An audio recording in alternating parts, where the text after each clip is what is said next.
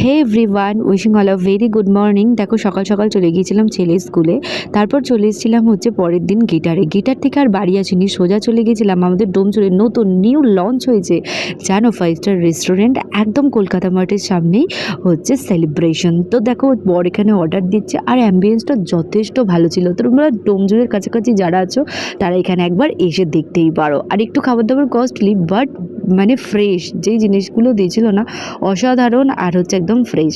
আর দেখতেই পাচ্ছ আমাদের স্টার্টারে চলে এসেছিলো ফিশ ফিঙ্গার, ওয়াও ছিল একদম ওয়াও। আর দেখো এই সসটা দিয়ে খেতে না জাস্ট এত ভালো লাগছিল বলে বোঝাতে পারবো না।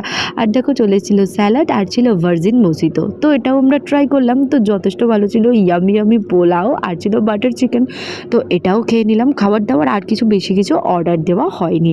এবার কি খেলাম দেখো, এবার আমরা অর্ডার দিয়েছিলাম একটুখানি আইসক্রিম। তো আইসক্রিম খাবো, তো তার আগে হাত ধোয়ার জল দিয়ে দিচ্ছিল, তারপরে আইসক্রিম